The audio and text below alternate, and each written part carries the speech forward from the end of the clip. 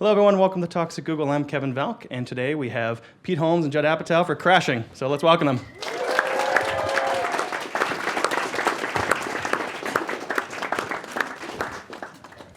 Hi. Hey.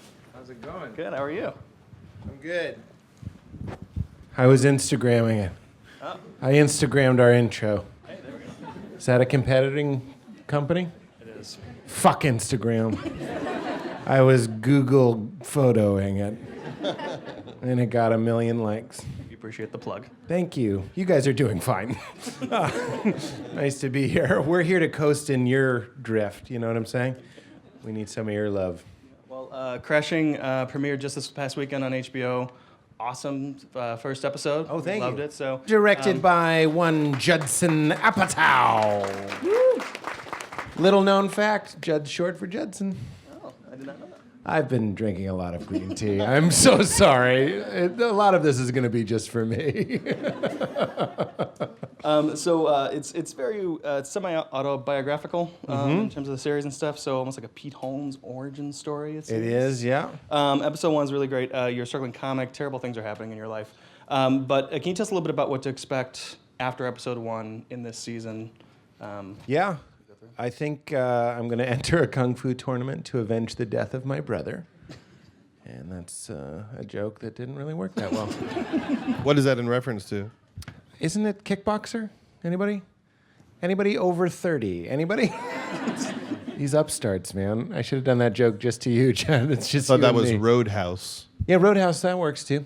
Well, you know, Pete's my character, Pete, not this Pete. Pete in the show is going to remain homeless and broke for a while. That's kind of the engine of the show. That's what made me think it would be a TV show instead of like a movie or a one-man show or something like that, is the engine that every episode I'd get kicked to another couch. So that's a very New York thing. That's a very like broke, starting out at your dream thing. And honestly, that resets many times throughout a career. I did that in real life in New York for a while. And then when I moved to Los Angeles, you just start over. In fact, when I was in Chicago, it started there. Then you go to New York, it starts over. You don't know anybody, you don't have anything. Then it starts over a third time in LA. At least that's what happened for me. So Pete is going to get kicked from Artie Lang's couch. And then little insider info, TJ Miller from Silicon Valley. Heard of it? Google? Right in your wheelhouse. Break the code. I don't know what I'm saying. I'm having a stroke. So it's the idea, and this is Judd's genius. It was like, oh, Pete will go on the road with Artie, and then maybe Artie disappears, something happens, and then Pete gets stuck with a maniac, which is TJ Miller. So that's the fun of it, is Judd really saw the potential of this show to be little vignettes. A show that we both love is like Mad Men. This show isn't really like Mad Men, but every episode of Mad Men felt like a short story to me. And this show is like that in that way. You could start at episode 3, and please don't, we need the ratings. But if you start at episode 3, you could just watch it like a little standalone episode, because the guest comedian changes the vibe. It honestly changes me and how I perform, just like all of us in real life. You hang out with different people, you kind of behave a different way. And that's something that I'm looking forward to. So we're going to start seeing TJ, and then Sarah Silverman is in a later episode. Hannibal Buress is in it. It's some really, really fun people. And so, Judd, when did you come onto the project? How did you guys get together for this? I did Pete's You Made It Weird podcast in Austin about 5 years ago. Yeah! Woo! And then I did a sketch on his show. Yeah, bring that back! No, it's canceled, Pete. It's over. What? That wasn't me. Somebody, big fans here. Big fan. It was so long ago, my hair was jet black. I'm like Obama. I've aged the last few years. Yeah, but you have I'm a totally high-stress gray. position. Do I, dealing with you? Yes. I hope it's Turned not me just gray me. suddenly? You're doing girls, you're doing Yes. love, you're doing the big sick, you're doing crashing. It's too much. That's a lot of stuff. Yeah, I should stop. Pete, I've quit. What's Obama do? Exactly. Well, he's swimming now. I hope so. And then Pete told me this idea in the middle of a sketch on his talk show. Yes. The sketch was him pitching me movies and TV show ideas, and he pitched us in the sketch, and I rejected it in the sketch and said it was very sad. And then afterwards, he said, "No, I wasn't kidding." Because that's the story that I can tell. A religious kid married the first first girl I ever dated, and then she left me. This is in real life, and then I kind of got kicked into the deep end of the New York comedy scene. So I think that's what gives our show stakes, is that my character doesn't want to get drunk or do drugs or have a lot of anonymous sex. He's morally opposed to those things. So he's trying to maintain who he is while becoming a grown-up and hopefully a successful comedian. Right, and then pairing it up with Artie Lang, who's the complete opposite of that. In Exactly. episode 1, We joke that Artie is like the ghost of Christmas future. That's a joke that he would make. I'm not teasing him. He's seen it all. He's been to the puppet show and seen the strings. And Pete is so doughy-eyed and happy to be there that we thought it was funny to have. And that's Judd's brilliance as a casting. He's the director, obviously, but he was involved in everything, including the casting of Artie. And something about he and I seemed really funny. So we were like, the more, and I say this lovingly, degenerates that my sweet, naive guy can be paired with and show their kind of loving side. I think that there's something really funny about people playing against type. But all those, again, said lovingly, scumbag guys are very sweet underneath. Yeah, it's like all those, lovingly piece of shit guys like him are, they're great. And, you meet those guys who just sort of, Living I mean this in diarrhea. a nice way. Yeah. Dog shit. People who are dog shit. Who talks like that? What are you doing? Artie's going to be very upset with you. Artie still has dial-up. He's never going to see this. He still has an AOL disc, and he puts it on a record player. He doesn't know what's going on. We could say whatever we want. Well, I think that's kind of the beauty of the show, is that you look at a show like Louis and Mark Maron's show, and even Seinfeld to an extent, and they're actually in their careers. Like, they're successful, and this is almost like that. I talked about the origin story of Pete Holmes, which is just so interesting, seeing you at the beginning, struggling, not successful, questioning whether you should be even doing this. That's right. And so was that? I mean, that had to be. I don't think that's been done before in terms of with the To my backstage knowledge, of comedians. Bosom Buddies did it. Bosom Buddies did it, and we're just trying to be as good as those bosoms. But for like 10 years, comedians struggle. I think it's a Janine Garofalo quote. She's like, an overnight success takes about 10 years to occur. And I really think that's true. And I look at comedians as kind of like my family, and we want to tell that story. What's it like when you suck? And you suck for like 5 years. That's true for almost everybody. People like to point out outliers like Chappelle and Eddie Murphy, and that's true. But in most cases, even like Jim Gaffigan, I remember talking to him on my podcast, he was really struggling for like eight years. Like, he was this guy that was like, oh, Gaffigan's back at the open mic. Fucking Jim Gaffigan, that's crazy. So I really love showing how hard it can be to get stage time, how hard it can be to try and be the right kind of delusional, where you're not good, but you keep at it. And Judd was very good at keeping me kind of funny, so you think I have potential, but believably an open micer as well. And, well, that's actually interesting too, seeing in the first episode when you bomb on stage. And so is that difficult to write bad jokes when you're good? You know what I mean? That's a great question. I think it's like, an acting coach told me the secret to like crying is, as an actor, is you have to look like you're not trying to cry. You know what I mean? Because people who are crying obviously are trying not to cry. Show us how that works. I'm just thinking about the first 10 minutes of Up right now. She's falling up the hill. But so similarly, you can't just do lame material. You have to do jokes that are at least trying to be funny. Do you understand the comparison? You have to look like you're trying to do well and not do well. And what Judd would do is I would do a lot of the jokes that I had in the early years of my stand-up, which is wonderful to take those and repurpose them here so they feel authentic open mic jokes. But then Judd would have me do them over and over and over and over and over for the same audience. So even if it was a great joke, imagine if I just, with no explanation, kept telling it.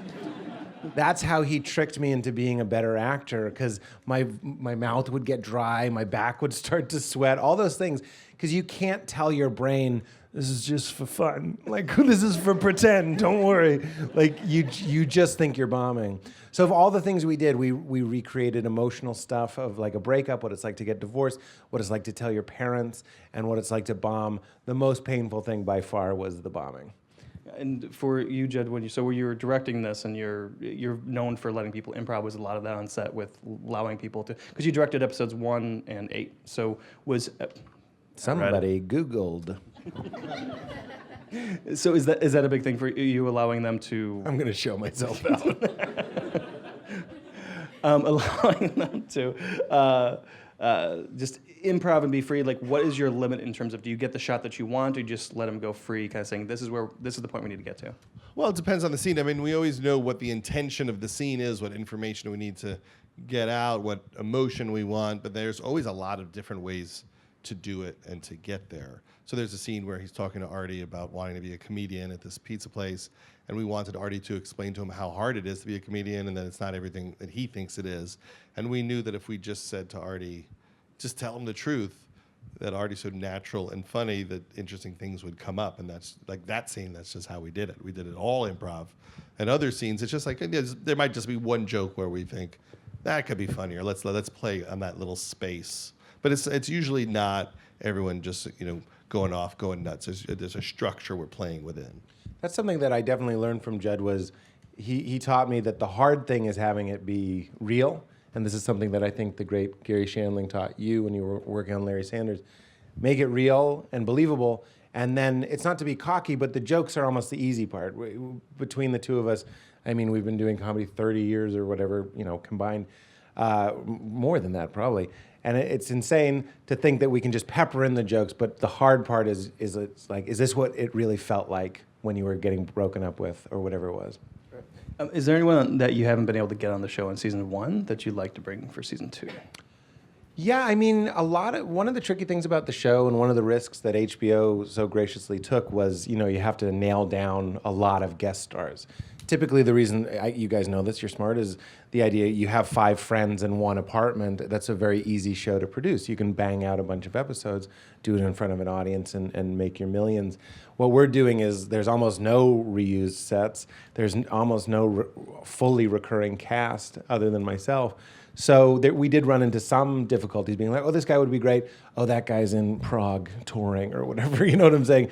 It didn't happen as much as I was afraid it would happen. We got most of the people that we wanted. Or you just find out people who don't really care for you. Yeah, that's how you find out who your friends are. Yeah. So is a divorce, it turns out. Too real? To 10 a.m.? Did you have like a real life Artie in your life when that happened in your Artie course? is like 4 people rolled into one, and that's not a fat joke. Him at home with the AOL disc. Artie is just like the voice of reason. When people are like, I want to be a comedian. One of the things that I think is interesting about following your dreams is you need to follow the dream that's also following you. Like, it kind of gives you feedback, if that makes sense. So Artie's kind of like, listen, man, it's not the show Entourage. It's much more difficult than that. There's a lot of struggle, and you really have to have a strange compulsion for the work. And there's going to be up times and down times. So Artie is kind of a mythical character in that way, kind of like a Yoda. And then the city of New York itself is kind of like a character, because New York City is like comedy in that it doesn't want you or need you. Like, you could move to Manhattan and you could leave and Manhattan will never notice. It's just like a giant and you're flicking a toothpick at it. You're not going to make a difference. Same thing with comedy. You're joining a thing that doesn't want you or need you. You could quit stand-up tomorrow and it would be like, fine, bye. So there's a lot of things that are kind of representing what it feels like to do comedy. Sorry, I'm not being very funny, Judd. He always nudges me when I'm just getting philosophical. But it's like, no, I just get tired. Looking around. He nudges me. I was just looking around at the production design here. It's like they didn't even bother to put a Google logo up behind us. Give it up for almost no effort, everybody. See, no one even dragged something in to make it look a little prettier. This is looks like a cable access sex show. What's happening here? Welcome to the Black Towel. So anyway, there's a lot of things that we're trying to capture the feeling of a dream that is doing fine without you. Does that make sense? So it's not that you get You started explaining it again? Yeah, I'm back. I'm going to stick the landing on this one. I'm still flipping in the air. I got to Mary Lou Retton this. The idea is getting towed, getting mugged, sleeping on couches is what it feels like no matter what your dream is. That's what it feels like when you're trying to break in. You know what I mean? Yeah, and so for you, Judd, I actually didn't realize that you hadn't really directed TV since Freaks and Geeks and Undeclared. So not even with Girls. So what made you come to this versus? I mean, do you want to direct an episode of Girls? Do you Girls. I just felt like that they were just such good actresses that they didn't need me. But it was different with Pete. Hey. You've said though before that this is a show you really could add to. That was my cover story. No, I thought about doing Girls, but it really is so well directed, and they have such a vision for how it should look, which is based on Lena's work and Jody Lee Lipes, our original cinematographer, and he went on, to do Manchester by the Sea, and they had a design for the show. And I thought, well, I could maybe do one as well as them. I don't think I could do one better than them. I don't have anything to really show them. But in this world where a lot of the people on the show aren't even actors or actresses, they're just really talented, funny people, you have to design how you shoot it to capture them acting naturally, improvising, playing. And it's a very different way to do it when it's, there's a great script, but it's still loosely scripted. And so I thought it would be helpful to do a couple to show people how we might approach it. And so if there is a season 2 for this show and Crashing, where do we find people? Like, does it just kind of progress through your life? Do we catch up with Kung Fu Tournament? Kung Fu Tournament. Avenging Death of Brother. Jesus Christ. He's not even listening. Do we eventually see you as like Batman doing that sort of stuff? I don't know if you guys are know a good he man. is. Yeah, because he plays the Batman in college humor videos. I thought you meant metaphorically, like an origin story, and then I'm, Well, that too. comedy Batman. I did do Batman for YouTube. Is that a competing? Oh, that's ours. We own that. They own Yeah, it. YouTube. Fuck you, Vimeo. Know your audience. I don't know. It's interesting to see. I don't think I'm a comedian, so I'm somewhat full of myself, obviously, to want to get on stage and have people applaud before you've done anything. That's an insane pursuit. But I'm not so egotistical as to think that people are expecting this show to follow every step of the way. So I don't know if Pete's on the show is gonna become Batman and Harvey Dent. I mean, that would be fun, but I don't think people are at home going like, I hope Pete does what he does. I think they just want to watch a good show. I could be wrong. No. Is comedy getting harder with, especially with social media? If you post something on social media, it seems like people get very offended very quickly. Is there some kind of filter that you guys are kind of thinking about sometimes? Safe search. Safe search. Yeah. Jesus, somebody shoot me. A filter to like not offend people? It just seems like, people are a little more easily offended these days. So it's that comedians or someone says something, they immediately have to apologize. They take the tweet and.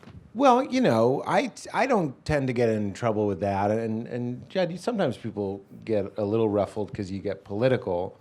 But Well, I think, the country's divided, so almost anything you say makes 40% of the country upset. yeah. So it is a weird time for that. But I think, reports of people being more sensitive than they used to be might be exaggerated. I think people just have more of a voice than they used to. It used to be you'd do a show and you would offend maybe 10% of the crowd with some offhanded remark that you might have been well-intentioned, and you'd never know. Back in the days of old show business, you'd have to go to Paramount and hand them a letter and be like, could you get this to Mr. Bogart, please? And now you can just tweet them and be like, Twitter, and be like, hey, fuck you, you know what I mean? So I don't know if people are more sensitive or if we're more entitled and like I deserve to be heard, and that reference to that was offensive to me because I grew up with astigmatism or whatever it is. Sound like King Candy from Wreck-It Ralph. I'm honored. I'd love to be in Wreck-It Ralph. I want to retroactively be put in that movie if that's possible. Yeah. Can you guys describe just your first entry into comedy, or even just your first job in showbiz? Showbiz? My first job in showbiz, I was a dishwasher at a comedy club on Long Island called East Side Comedy Club, and I was 16 years old. And I only took the job because I just wanted to be near comedy. But I was the dishwasher, and it took me a long time to realize that it was the wrong job to be near comedy because I was in the kitchen. And then finally, after months, I'm like, oh, I should be a busboy. And then I got in the room where the comedians were. And Eddie Murphy was still coming in back then. He was 21 years old at that time, and Rosie O'Donnell was starting at that club, and everyone was on cocaine. All the bussing was mostly wiping up lines. Exactly. Although I always remember there was this guy who had a ventriloquist puppet, and I just remember walking to where they let the comedians hang out, this very small room, and the puppet just sitting there. And it scares me to this day. It's the unattended puppet. I thought you were going to say the puppet was doing cocaine, which is really a scary image. Well, Otto and George used to play the club, so yeah, so maybe they were. yes. How about yours?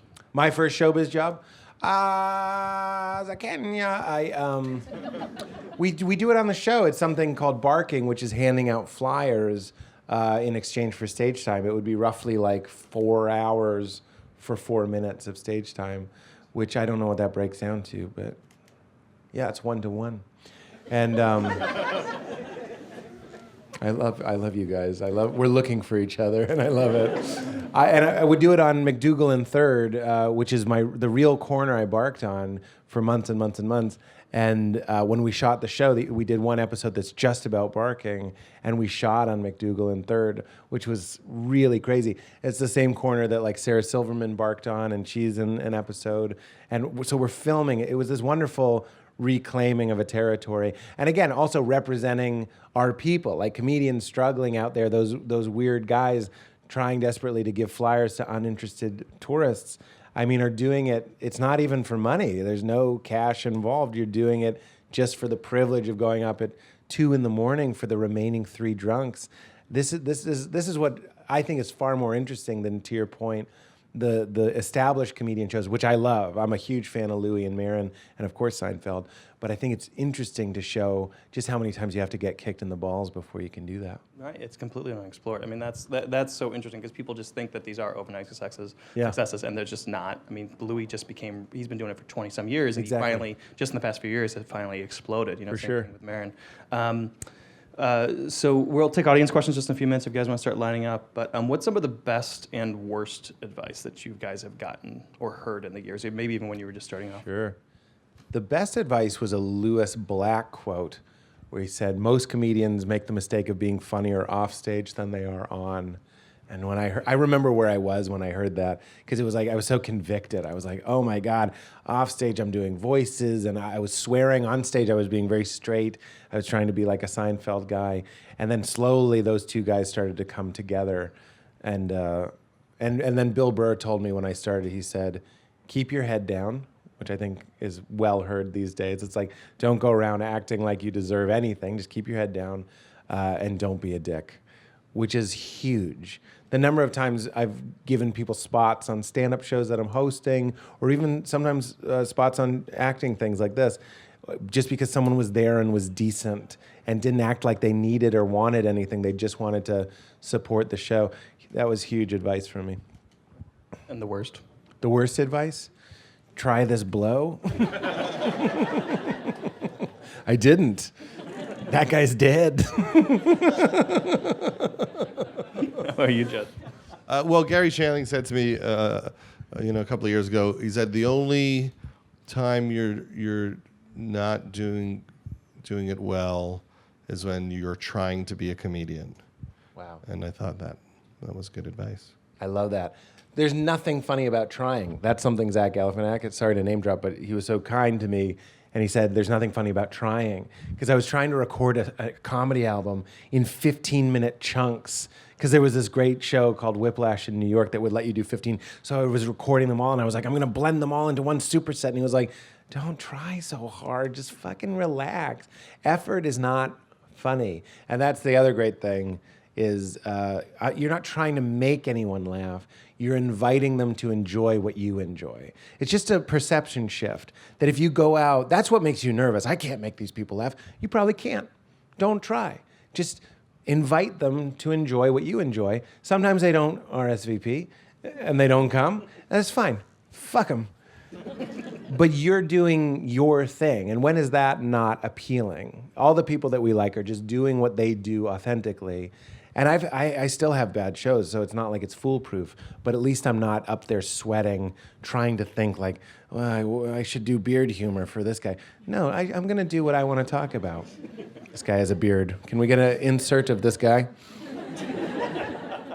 Showbiz talk. Audience questions? Anyone? Thank you guys for coming, first of all. Before I ask my question, I just want to make sure you guys get to experience the best part of this building, and it's right on the other side of the wall. It's the chocolate chip cookies. Woo! They're great, so make sure you try them. Woo! My question is for Judson. I just want to know if you drew from any personal experiences. Like I read somewhere that you lived with Adam Sandler and put that into the show, or even living with your hilarious wife, Leslie. I made a movie with Adam Sandler a while back called Funny People, and that was, inspired by our early years as comedians and the different comedians that we looked up to. And there is a connection between this show and that movie in the sense that there's some mentoring going on. And there were always people like Jim Carrey or Gary Shandling that were very nice to me when I first began. And so I have a soft spot for older comedians helping out younger comedians, and I always try to do it. Gary Shandling did it for me, gave me my first job writing the Grammys one year. Then he asked me to write for Larry Sanders' show and really taught me everything that I know. So I think that's a nice part about the comedy business is that people tend to try to reach out and help each other. That's what I feel like nobody talks about.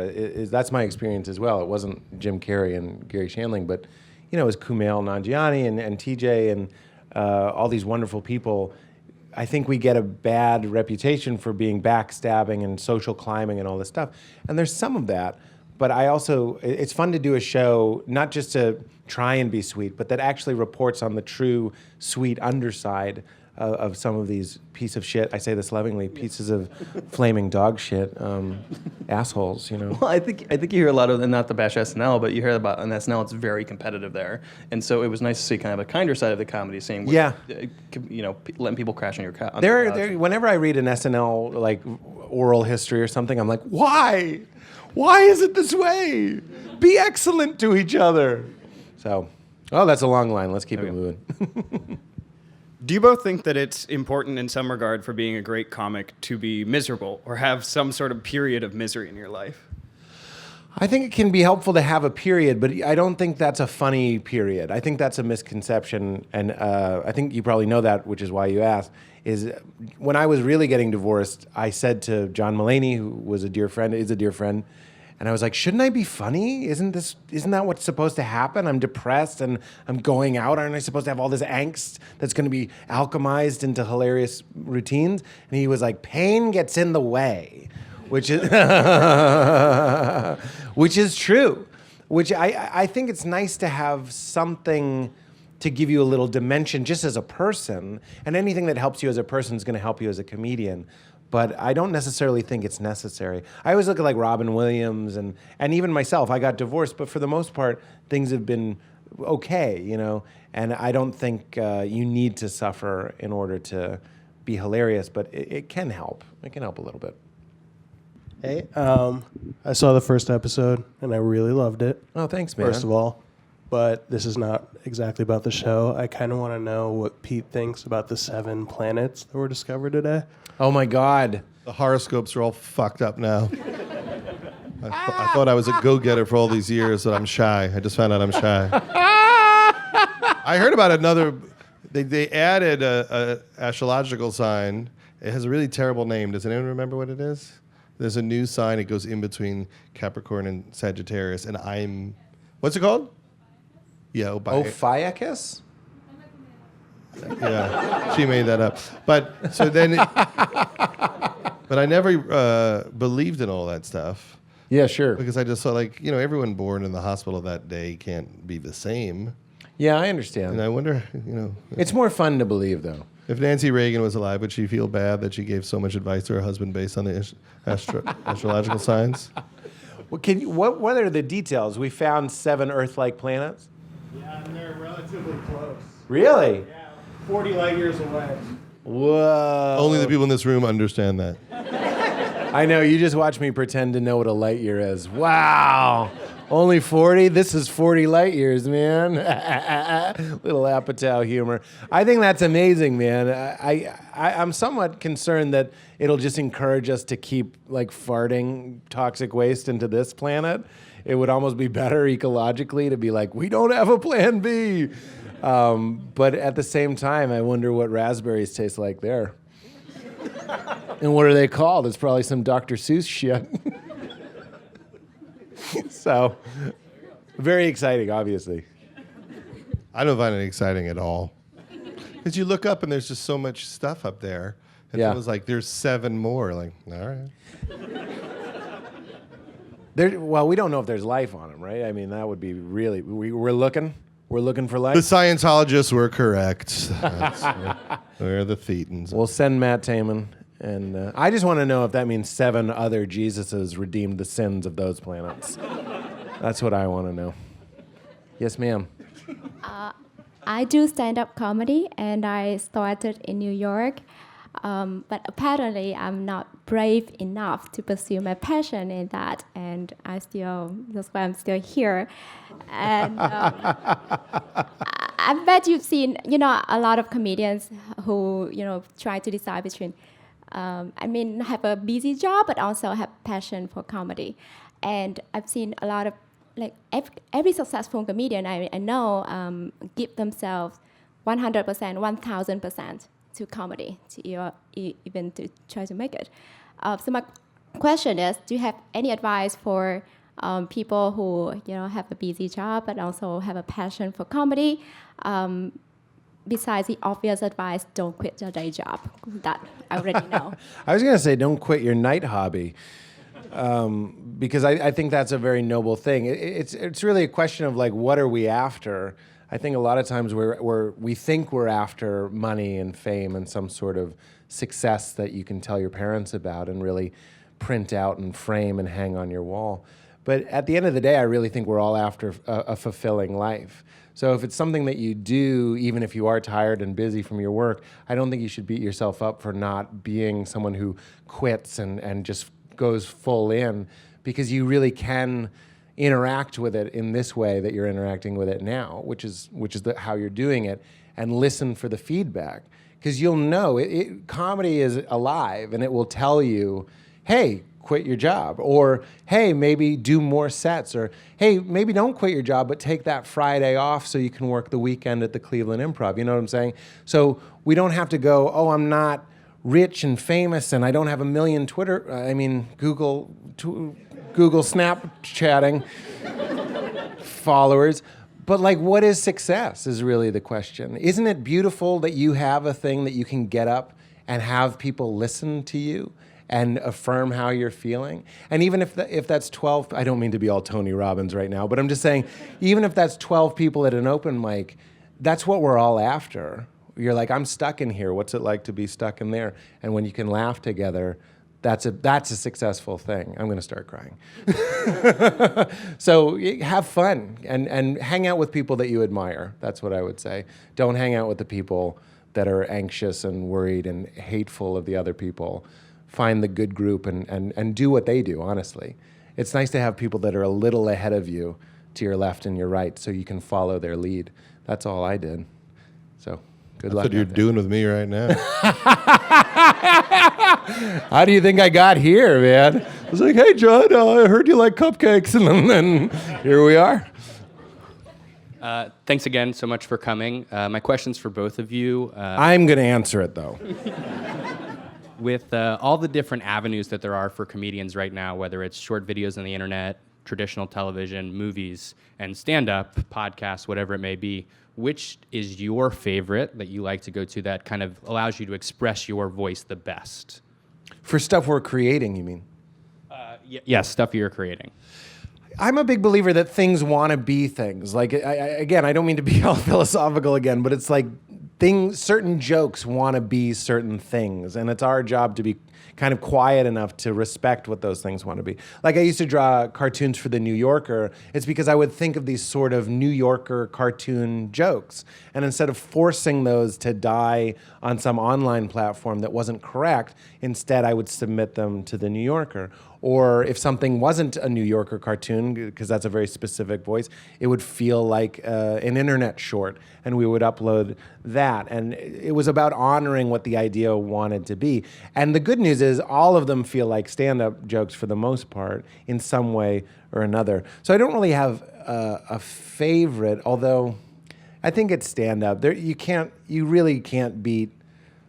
We've made some cocaine jokes. I've never done cocaine, but I have to think it feels, from what people have said, feels like doing a great set. That unity and that adrenaline rush of real-time responses. You're really making cocaine sound good. I just really, if there's one thing I can tell the world is follow your dreams and do a lot of coke.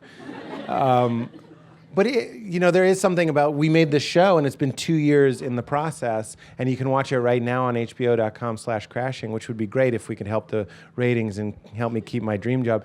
But there's something about getting on stage, and if something happened to you on the way to the show, you can do it and get a laugh. And that's a wonderful feeling. What's your fave, Judd? Vines. I have bad news for you. My daughter looks at Vines. Like, she doesn't care at all about anything I do. She just likes Vines. And so she just is like...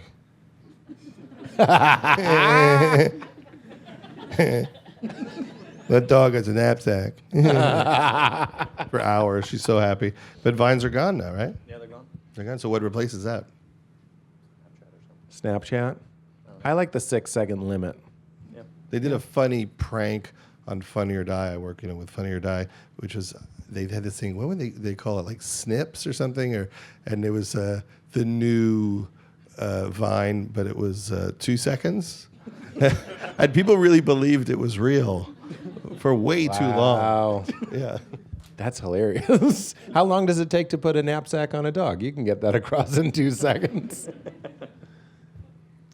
Hi, I first wanted to start with last fall, I did a stand-up set at the Belly Room at the Comedy Store, and Judd, you walked up and did a set, and I didn't have the balls to say hello. So, hi, I'm Jordan. I was offended at the time. So my question really for Judd, and also kind of curious to get Pete's thoughts too, which I think he's going to do regardless, is... I'm going to lunge at you. you mentioned that you directed the first and 8th episode of the season. So how hard is it to keep the integrity of the show in 2 through 7 when you're not directing it? And then how hands-on do you get to kind of give feedback and advice? Well, I think one of the interesting things about that was that directing the hard part is feigning interest. Well, with any TV show, it's a big collaboration, and so a lot of what makes TV shows work is the system of the show. So if you watch, Game of Thrones, it takes them a while, and they find the directors who are good at directing the show. And it's the same with your writing staff first season, and then you go, oh, these people are kind of great, and these people aren't as good. Maybe we should switch some people out. And then you have these systems for keeping the quality up, because it does become a big machine. So for me, a lot of my effort is in just reading scripts and trying to be the person that's really paying attention to the script. And I'm paying attention to everything, but mainly the script, because if the scripts are bad, there's no way we're going to pull it out. And then if you're smart about hiring directors, people could do it way better than you ever could have imagined. Jeff Schaffer, who's one of the executive producers of Curb Your Enthusiasm, did a few episodes. Chris Kelly, the head writer of Saturday Night Live, did a few episodes. Ryan McFall, who does Amy Schumer's show, did a few episodes. So I'll watch theirs and go, wow, that looks so much better than mine. They move the camera better. Like I'll get better as a result of watching them also. And then if anyone screws up, you try to fix it, which happens. There are episodes. I used to say at Larry Sanders, there's always 3 great ones, 3 good ones, and 3 not good ones. And the 3 that I never thought were good, usually they had 2 scenes in them that people really liked, and they didn't notice that the show sucked. And then that's kind of true of television. If you're like, oh my God, that scene is so funny this week, you don't notice that the story completely collapsed. You need one great Super Dave scene. But Judd was very available, even when he wasn't directing. He was involved in virtually every story decision, and even sometimes I'd call him before a scene and be like, I'm going to try this or try this, and he was like, maybe do this. Yeah. So, sorry for piping in. God damn it! I like that you're running out of gas. you're having a sugar crash of some kind, that's a the last green question. tea crash. Your idea to get dim sum. Did you say the last question? I guess we could do 2 more. Oh, we have 2. How's it going? Thanks again. We don't have that much to do. How much dim sum can I eat in one fucking day? We had too much. We had a They lot. pressure you at the dim sum places. A lot of pressure. They start handing it to you before you say yes or no. Yeah, they just like, you want this, you want that, you want this, you want that, and I'm Jewish, so I can't say no. Yep. And then I want to overeat Yep. at some level, And I'm hungry, so I said a lot of yes. but I'm suffering right now. We'll be okay. So, what's your favorite place to get dim sum? Just kidding. What was the name of that place? It's probably the place you go to every day. Yang Yang Yeah. Yang Sing. Yeah. Shout out. You're welcome. My question is about in a lot of interviews with people making films and TV, for some reason there's this weird second level with oh, this scene was so funny, and the person will say yeah, we improvised it, and it's this next level of people oh, and they take a step back, that's so much better. With you guys, do you feel that improvised scene or those moments where the comedians are real are better, or do you prefer those, or just a really well written scene that hits the mark and does its job? Yeah. Well, it could be both. I mean, I'm as amazed at anybody when they see, Raising Arizona or something where they didn't change a comma the entire time. And there's some people that are very confident. They're like playwrights. They don't want to change anything. But also, even if you look at something like, Taxi Driver, the you talking to me, it's an improv. I mean, it's just them, saying, all right, goof off in the mirror. I mean, there's dramatic improvs. Diner was the movie, the Barry Levinson movie, where I heard that Paul Reiser improvised a lot of his part. And I remember seeing a DVD of Stripes, and they had all these extra, raw footage sequences where you just saw Bill Murray screwing around, and you realize, oh, so much of it he came up with on the spot. But I don't think you can do it if the scene doesn't work. It's rare that if you're in the wrong place in the story, you can't do it. But you can do a scene where, Pete's wife, is unhappy with the sex, and and is saying look at me, see me. We know we could play in that area, and she'll do something amazing. Lauren Lapkus. Because we're in the right place and we have the right idea that she doesn't feel seen by her husband and they're not connecting. And when you have the right actor or actress, they will surprise you with what they bring on the day, their life experience, their ideas. And it would be wrong not to see what they have.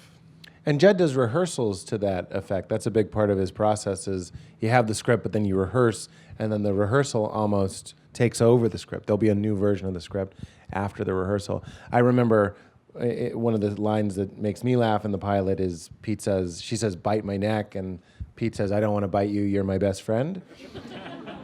Which wasn't in the script. I wish I could say that I sat there and thought of that, but when we rehearsed, I said it. I didn't even think it was funny. I was just trying to be real, and they laughed, so we put it in. So it's kind of both. So one of the themes that Crashing explores is kind of the support network that you get from the comedian community. And Judd, I think there are stories about you cold calling comedians early in your career to ask them for advice and things. So I'm wondering if you guys have any stories you can share now that you're established of helping out some of the newcomers on the scene. Well, I feel like that's the part that I find most fun is just stumbling into people who seem to have great ideas and some vision for what they want to do and haven't figured out how to execute yet. So like Amy Schumer, I just heard on the radio and I thought, I wish there was an Amy Schumer movie. It was just that simple. Like I could tell she has stories, and I don't know if she's ever written a screenplay, but maybe she's got something to say. And then we spent a couple of years trying to figure out what that would be. And but it's not. I'm not like looking. It's just every once in a while you meet someone and you think, oh, we see eye to eye on this, and I feel like there's something that I can add to it. And what upcomers are there that you have seen on the comedy scene that we should be paying attention to? There's a bunch of people on Crashing this season. Yeah. Aparna. I always get her last name wrong. Starts with an N. Type in Aparna, N. You'll find her. Joe Firestone is a young lady that I think is super hilarious. Henry. In New York. Henry Zabrowski is amazing from a sketch group called Murder Fist. He's on our show. He's incredible. Jermaine Fowler's on the show. Fowler, who's on Superior Donuts on CBS right now. But then there was also something really kind of redemptive and fun and full circle that any time we had a scene that was at an open mic, I was happy to use and lucky to get to use the comedians that I really did open mics with. So there's a scene where Dustin Chafin, who was the real manager of the real club that we recreate in the show, is doing stand-up on the show.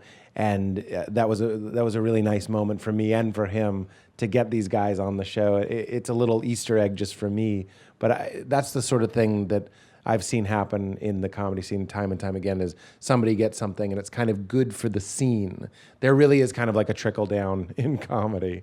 I also love Mike Mitchell from Love, which is on next month on Netflix. He's one of the Birthday Boys. I don't know if you've ever seen that comedy group, the Birthday Boys. But is he the big guy? Yeah. I love him. He's really, really... He's so funny. And Claudia O'Doherty also on Love is pretty much as funny as you can be.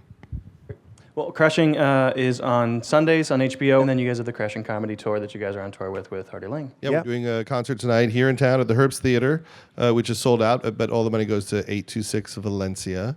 And we've been doing these concerts, and they're all for charity. A lot of them for 826, which is a great organization that does literacy programs and free tutoring for kids. And I also want to say that if you didn't see the pilot, or if you don't have HBO, you can watch it for free at hbo.com/crashing. Awesome.